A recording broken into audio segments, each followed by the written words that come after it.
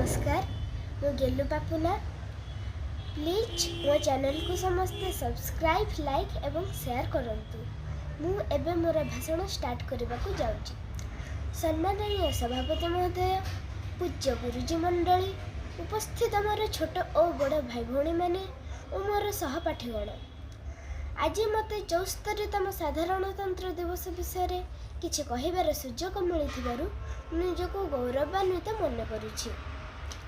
मोर वक्तव्य आरंभ करने पूर्व गौरव गर्भिणी कीर्ति किराटिनी भारत मातार श्रीचरण मु मोर अनाबिल भक्ति सुमन अर्पण करुछि। तत्सहित मोर ए देश को विदेशी शासन कबलरू उद्धार करने को जो माने हसी हसी निज प्राण को तिल तिल कर उत्सर्ग करिसेंती से मानको उद्देश्य मु अर्पण करुछि मोर भक्तिपूर्ण श्रद्धांजलि। गण शब्दर अर्थ लोक माने और तंत्र शब्दर अर्थ शासन।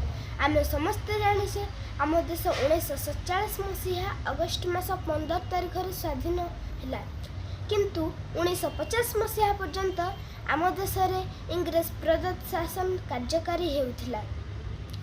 भारतर स्वतंत्र आईन खसड़ा बा संविधान सेते दिन जाए प्रणीत होई नथिला। समस्त अनुभव कले जेहेतु आम देश स्वाधीनता हासिल करिछि, आम निजर संविधान अनुसार देश शासन हेबा उचित। सेथिपई संविधान प्रणयन संस्था प्रतिष्ठित हैला। एहार मुख्य थिले डॉक्टर भीमराव आंबेडकर। से थिले भारतीय संविधानर जनक। भारतीयों को खाप खुआला भली गोटे संविधान खसड़ा तैयारी करी डॉक्टर आंबेडकर आधुनिक युगर मनु पालटि गले। आमर एही संविधानटी 395 धारा 22 भाग और 8 परिशिष्ट विशिष्ट होइथिला, जहाँकि 1950 मसीहा जनवरी 26 तारिख कार्यकारी होइथिला।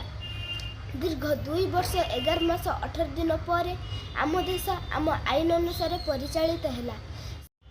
सही दिन ठारू अर्थात 1950 मसीहा जनवरी 26 तारिख भारत गोटे सार्वभौम्य गणतांत्रिक साधारणतंत्र राष्ट्र भाव विश्व दरबार रे स्वीकृति लाभ कला।